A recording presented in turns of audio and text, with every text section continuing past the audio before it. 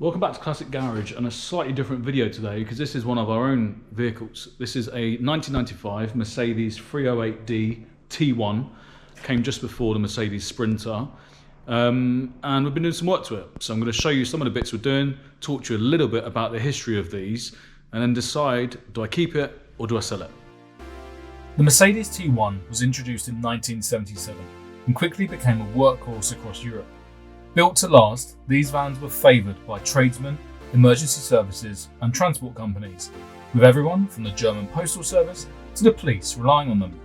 By the late 80s and 90s, the T1 had cemented its reputation for reliability, earning its OM diesel engine the legendary 1 million mile status. Today, while many have disappeared, a growing market for camper conversions and restorations is bringing these old workhorses back to life. And in this video, I'll be doing my part to keep my very own T1 on the road.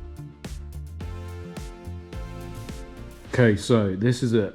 So Mercedes 308D, or T1, and these were the shape just before the Sprinter, ran from 97 all the way through to 95. So this is one of the last ones really off the production line. But these were famed pretty much for their reliability, simple engineering. I'll just show you. So 2.3 diesel. And this has got the OM 601 engine in it.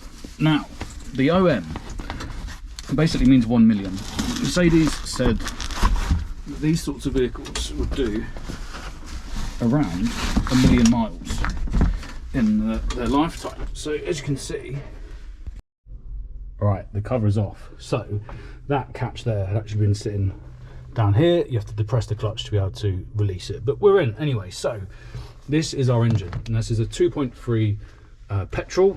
It's the 308D, the 3 meaning 3.5 tons. You then go up to a 6 and an 8. So 6 is the 6.5 ton, and an 8 is a 7.5.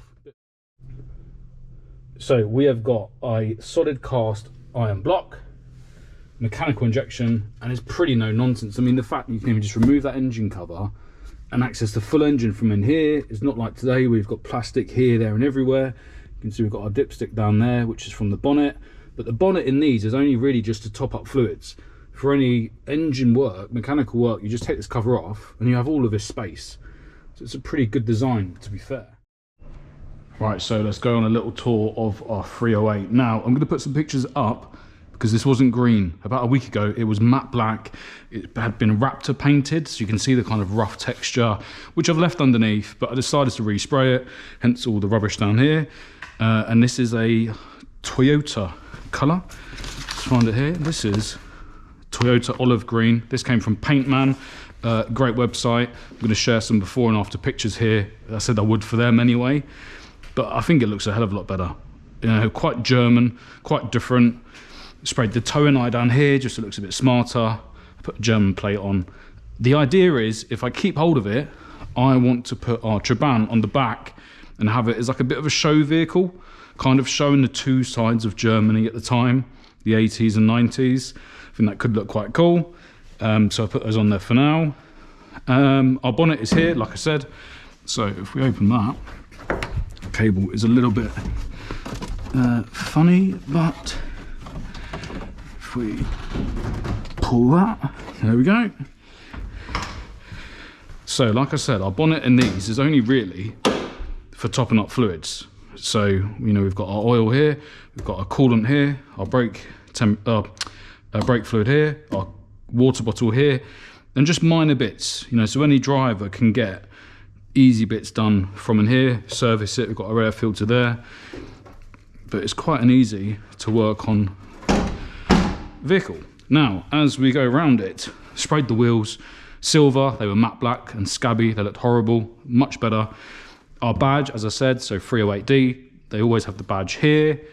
We have our side mirrors to go back on, which we're going to do today. Now, some plant recovery vehicles have ramps that sit on the side. This bracket here is for that. So I've taken bits off already, but you'd have the ramp in the side, and you'd have another one of these here, and basically you'd slide the ramp in, clamp it shut, rather than sliding the ramps underneath. I don't personally like this, so we're going to cut that off today as well, and then hopefully find a solution for some ramps. Our spare wheel carrier here as well, probably take that off as well. So, like I said, it's all been resprayed green. I think she's looking quite nice. We've got plenty of bits to be getting on with fitting. This was a headboard that sat right at the back behind the winch and was horrible. You can see it's all rotten. So that's come off, that'll be going straight in the bin. Which is a pretty cool truck. 15.5-foot bed. You can go up to around 16 foot on a 3.5 ton recovery truck. So she's got a decent bed and a nice angle. We fitted a new rear number plate surround, because this plate was just screwed on like that and didn't look too nice. We've got new rear lights to go on. We've got a new plate to go in. I would like to get some older style rear lights if we're keeping it, and try and find a way to slide the ramp. So the idea is probably to cut a square here and slide the ramps, and they basically sit on the chassis with some kind of securing mechanism. And you can see the ramps just hold on here basically, so you can put them wherever you need, move them along. Wheels resprayed, like I said. Resprayed these were just silver checker plate, sprayed them black. I think they look a bit nicer, and all the chassis was previously sprayed black anyway. Had a new MOT last year, so quite a few bits. It was all new rear brakes, new exhaust, quite a few new bits, and then I shall show you inside. So she's actually in quite nice condition. I'll put a picture up of one of these I had before, and you'll see the state. This was the colour this was before, this kind of black, but basic but pretty nice. So we've got our windscreen demister here, our heater controls here, our fan here. That's it. There's no stereo at the moment. We've got the hazards here, indicators. Everything's just so simple. I'm going to hop in the driver's seat and show you what you'd see. Right, so let's jump into the driver's seat and I'll show you the view you get. Now, obviously, you wouldn't be seeing daylight down there because the engine cover will be back on, which actually serves as quite a nice... You can put documents there, you can put your phone there. It's pretty good. Right, so I love this. Huge Mercedes steering wheel. So easy to drive. Headlights are here. Our oil, handbrake, battery, glow plugs, fog lights, or main beam, sorry. Indicators, that's it, just 4 dials. That's all you need. A clock as well, an old school clock, I love that. Some people do fit another dial here. I've seen in forums and Facebook groups. I can't remember what people have fitted, because we've already got our temperature sensor there. Our coolant, sorry, we've already got our fuel there, so maybe like a pressure gauge, but just so simple. And this seat that's been put in here is out of a Ford Galaxy, I think. So comfortable. The original passenger seats are there, but it's a great truck. So without further ado, I'm going to get on and fit some of the parts I've been ordering. Okay, so we've got quite a few bits to put on this. First of all, sticker. I just thought it was a nice little touch. It's an AMG, you know, like 80s, 90s dealer sticker. I'm just going to put that up there just to add something to it. And let's see. These should be, I think, some fog lights for the front. And out.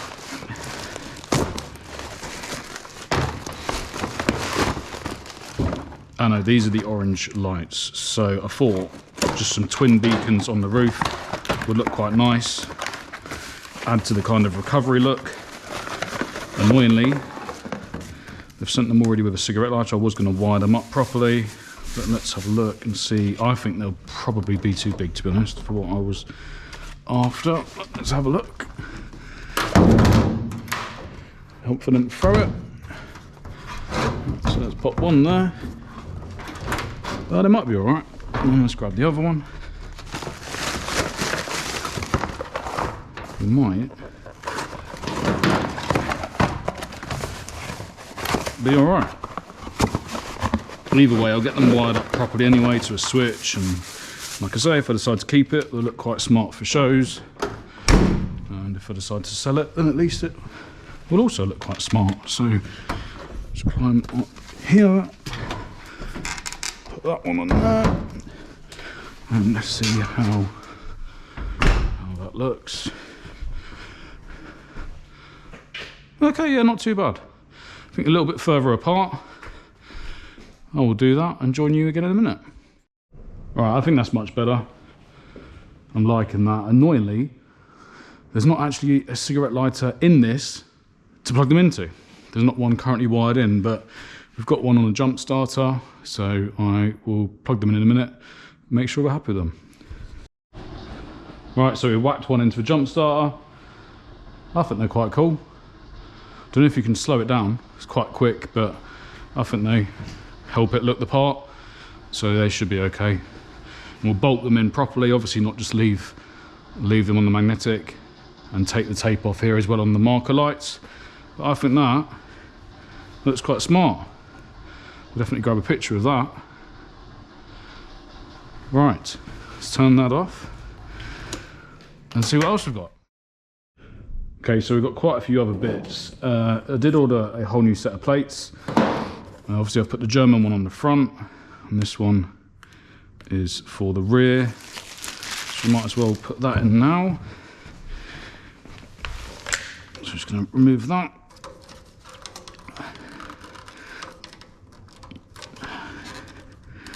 There we go.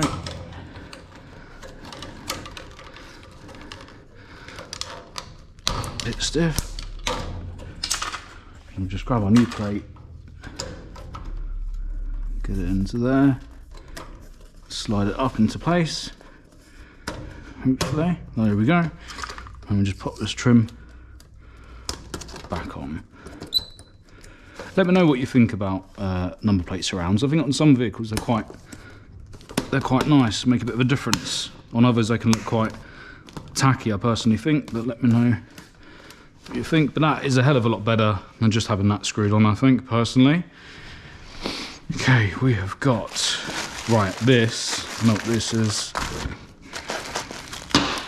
So,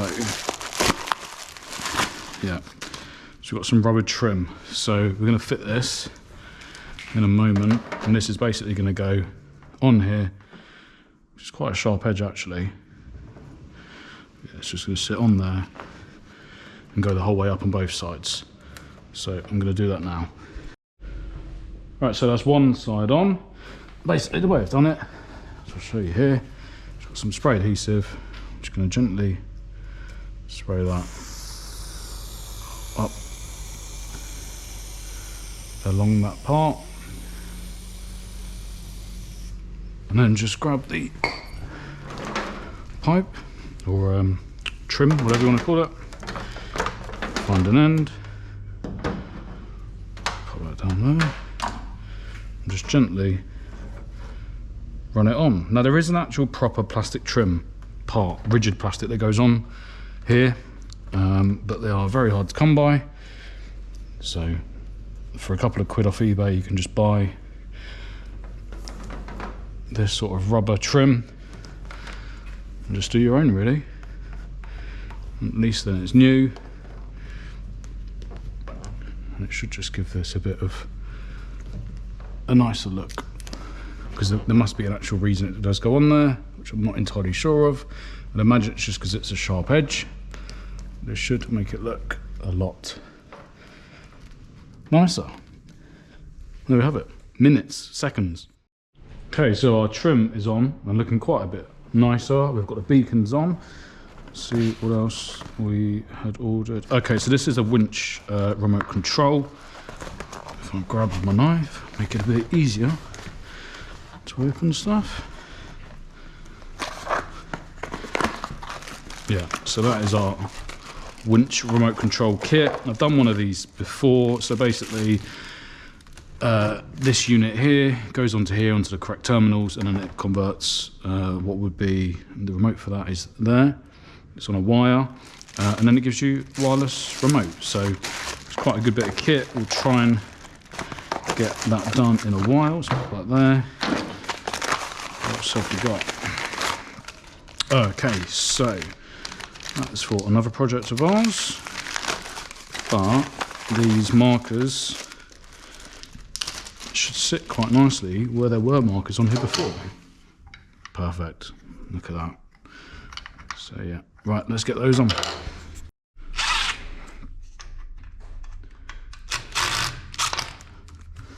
Okay, and this should fit there. sure it lines up. Yeah, I think that's about right. Not got any nice new screws, unfortunately, but sometimes you have to use what you've got.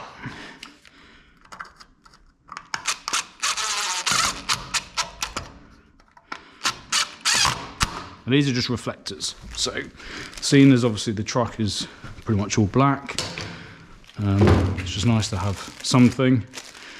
We have got some underrails that are going to go. So we're going to, like I said, take these brackets off that hold the ramps and put some underrail, basically just underrails. I'll put a picture up. Hopefully try and get that done as well. Okay, so let's take those out.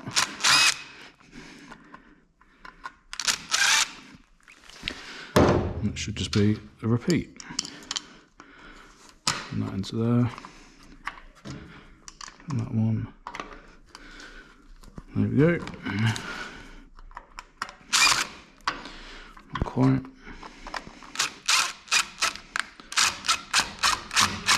Always helps if you've put the impact gun the right way.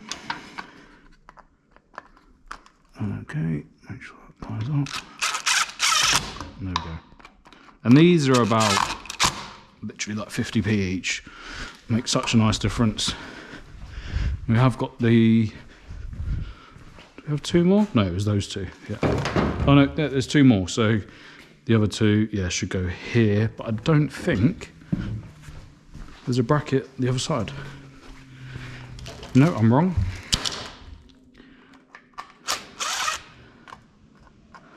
Nice and easy.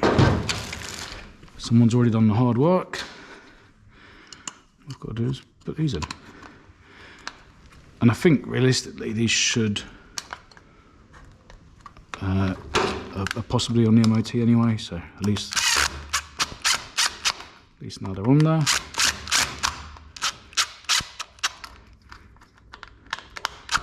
Sure, be careful not to crack them when you tighten them up. Right, let's get the last one on.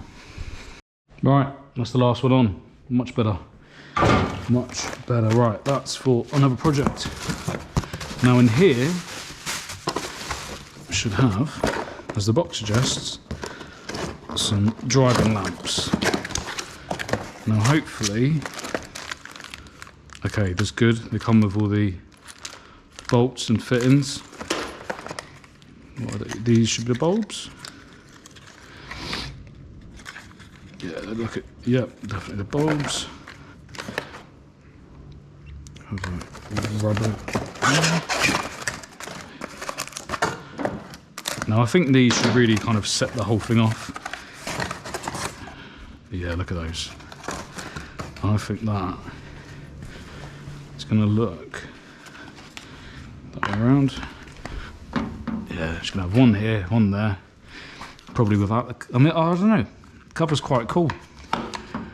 But there's those driving lamps. I think will make quite a bit of difference. We'll get those wired up as well at some point. So now, let's drill a hole through there and fit all the brackets. Okay, so we're going to go about fitting these. Now this is the bolt that's going to... The instructions are awful, but the general gist is that bracket goes on there, like so. Position it wherever you want. And this bolt essentially will go through into the bumper, and then you'd have a nut the other side of it. So we need to first drill a hole in our bumper. Just make sure that that is, yeah, it's literally just plastic. So I think sort of here, just to the left of the grill on each of them, got a coney cutter drill bit.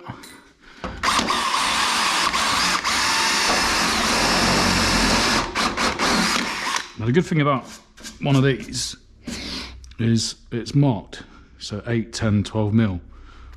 These are great, absolutely fantastic. And that, we have to wind that in.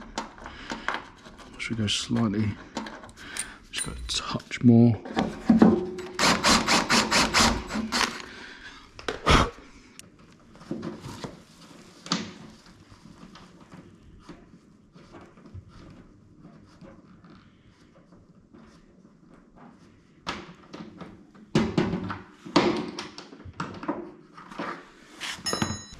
That's one lamp on. Gonna crack on with the other one. Right, so the lamps are on. I think they look quite smart. They had a little bit. I think maybe I should have gone maybe slightly larger, but I think they're quite nice. The caps don't seem to stay on. If anyone can tell me why. I've taken the actual light unit out, put the bulbs in, put them the right way up and put them back in. And I'll wire them up at a later point, but the caps just don't stay on. Don't know if there's a reason, but I'm assuming possibly it's if you take the lights out and just have them for show. I don't know. I've tried without, still no luck, but I think she's looking a lot better. So a few little bits left to do. They are putting our mirrors back on. So let's grab an impact gun and do that. Trying to work out which way is which. I'm going to say that's the other side. And this will be our left side. There we go. I think it'll be that way around, yeah. Is that right? Do they go up or do they go down? I believe they go up. I think that is the right way. So let's get these on. The nice thing is about a truck like this is it's like an old Land Rover. You can just take every part off with a bolt or a screw. So it makes respraying it incredibly easy. I'll put some pictures up, like I say, of it being sprayed and how it looked before. I think it looks a hell of a lot nicer now in this colour. It was actually a colour not too dissimilar to one that you could get on G-Wagons at the time. I just think it looks quite smart. Let's make sure that's right. Okay, let's get the other one on. I believe that's right. Let's check. Okay, so here's a picture of before I started. Yeah, they are the right way around. Okay, so let's get the other side on. There's the other bolt. Let's get this side on. So we've got our rubber trim. Goes behind. Like so. So these must have been great. Back in the day, if you were using one of these for, if you were a courier or any form of sort of delivery or high traffic route, these are great because if someone, well, firstly, if someone knocks your mirror, it just folds in. You know, there's not really much to smash. It's all plastic, not tough plastic. But you know, you could literally just bolt a mirror off, bolt a new one on. Because on the newer Mercedes like this, and it is on some of these as well, you'll notice if you're ever out and about, obviously you have your indicators here. A lot of vans, like DHL, UPS, bits like that, will have another indicator here, a large kind of amber indicator. The reason being, on a lot of these vans now, like Sprinters and stuff, the indicator is built into the mirror here. So if you're driving down the road, that is your main, you've also got here and here where people can see you've got your indicators on. However, if I'm to drive into you and smash your indicator here, that's smashed. Down here, it's a lot less likely to happen and a lot easier to replace. So you'll see in a lot of courier vans or big courier companies, instead of having them here, they will have them fitted here. But I like this, just nice and clean like this, and at least we've got room for the badge here, so I think that looks a lot better. Now we've got our mirrors on. She looks the business, I think. Pop in. Try and find where's about half. Oh, okay, so that's our seam for halfway. There you go, AMG. What do we reckon here? I think we'll go here. Just gonna fit that. See how that looks. Oh, I've gone right over some tape. Right, let's move it. Let's move it. You know what, we'll just go to the bottom down here instead.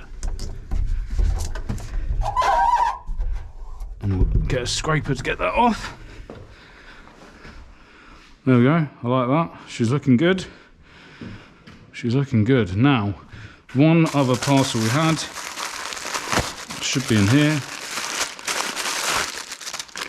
are some new rear lights for the number plate. The ones that are on at the moment aren't great.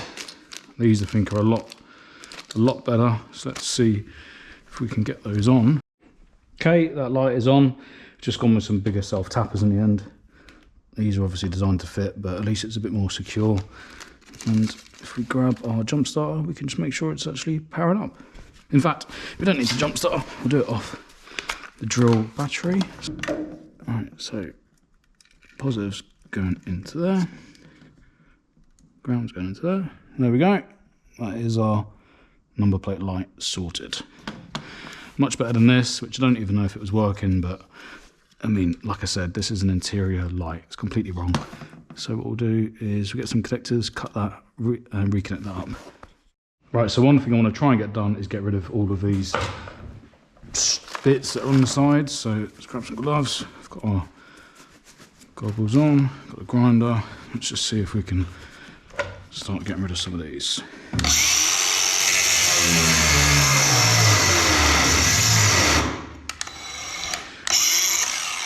It would help if there was much charge in the battery. Let's see if we get through one of these.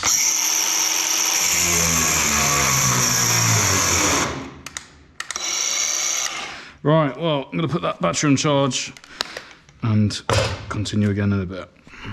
Alright, I found another DeWalt battery, so let's see if we can get any of these off.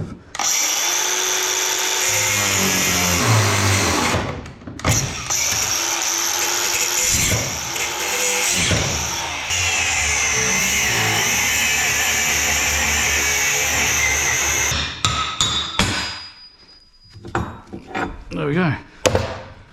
She's off. So we've only got this one left to do, and this. Right, so little update. The bracket that was sat on the side here, we've ground that off. We've got the new side rails here. I say new, they're off eBay. The guy breaks Mercedes parts. I'll put a link on the screen now. Right, so this is our side rail now. I want to keep this intact because I'm hoping the logical way would be to go like this. However, it sits quite close to the wheel down there, and it should be this way a bit further. So what I'm going to do is remove these bolts here, drill some new holes, move everything along, and then hopefully be able to use this bar here to hold that part. And that should then be one side rail on.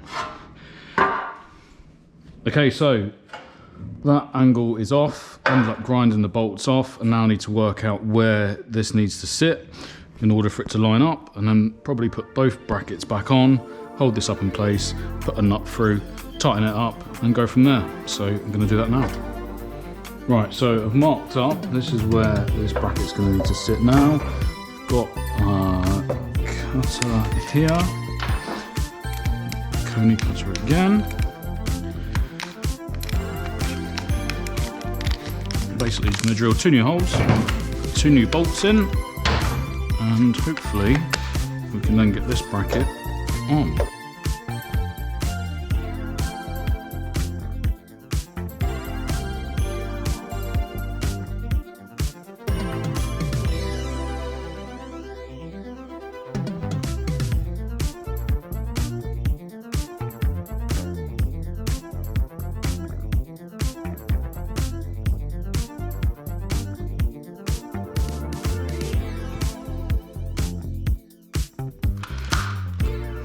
Okay, now, so under rail protection on vehicles, there is actual legislation for it, and certain vehicles you can see here, the body or the bed as such protrudes from the width of the cab, so that's when you should have some sort of under rail protection. This probably wouldn't have had anything from new, but I feel it would just add to it a little bit and just make it look a bit smarter, maybe try and put a locker under there as well. And it's obviously quite rare in itself. Even the chap I went to get the rails from was saying you don't see them around much, and especially a chassis cab, because this chassis cab means you can do whatever you want with the bed. It's a genuine long wheelbase chassis from factory. You could put a Luton box, a horse box, recovery bed, flatbed, tipper, anything. But the actual van variants tend to go for quite a bit. They're often camper vans. There's a lot of fire engine ones that are now quite desirable. There's plenty of people I'll put up on screen now who have done that with theirs, but I like it. I did have one before, an ambulance. I'll put that on screen as well. And this is in a hell of a lot better condition. So let's get these bolts in and join me in a sec and I'll have this on the side. Okay, so that rail is on. I've given it a quick just coat of some silver paint and some matte black for the uprights. Let that dry and get another coat on at some point. But that, I think, just adds quite a bit. Just looks quite a bit nicer. Yeah, and I think we've got a spare locker as well, which you can probably put here under one of the sides, just for some straps or tools. And the part I've cut off here, which would have had the spare wheel, I kept hold of because, to be fair, you could easily fashion a sort of bracket here and have a spare wheel sat here. So that is the side rails done, and the next task will probably be wiring up the winch remote, because this one, like I said, is gone, putting a new bracket onto here, or trying to repair this somehow just to hold the winch in place. There's no point putting a whole new winch on it for the use it's going to get, and then wiring up our roof beacons. But I think it's starting to look pretty smart, and once all of that's done, I'm going to go out for a drive and get some pictures of it. Several days later. Okay, so welcome back. It's a few days later, a few more parts have come. There's a few more bits to be getting on with, and the first one is the lights on the roof. I think I'm going to change. I quite like them, but I don't know if they're too big, so I thought of just putting one single one on. So I ordered one. However, this is almost as big, so I'm not sure what do we keep the two, or just have one in the middle? Not entirely sure, but I need to get on with that. And then we've got some wiring bits to be doing for the rear number plate, the lights at some point, and we've also got some more blades to cut down the underrun rails on the other side, which are here, and get those bolted on, and then hopefully take it out for a drive.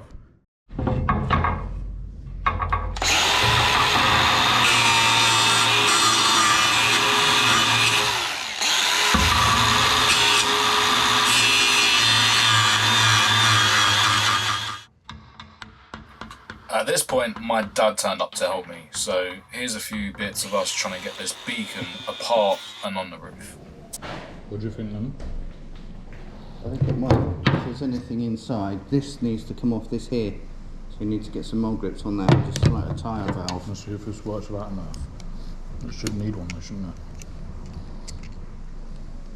it? I can only assume it's down to the age of this beacon. It must be sort of, I'd say 80s, but there was no ground wire. As long as the base of the beacon was touching the vehicle, that acted as the ground. But to make sure it was safer and easier to wire up, I wanted to find out if it would work, and then I could run a new wire to it with a negative in it, basically.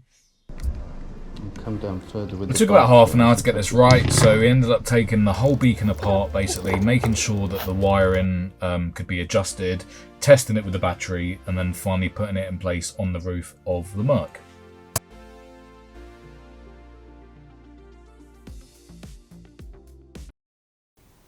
Ultimately, I put it up for sale, and despite tons of time wasters, it did finally go to a good home, a Mercedes Classic car collector. This truck was something I specifically wanted for a long time and was able to buy and work on and flip. And here it is with the rest of my Mercedes. I hope you enjoyed this video. Thank you for watching.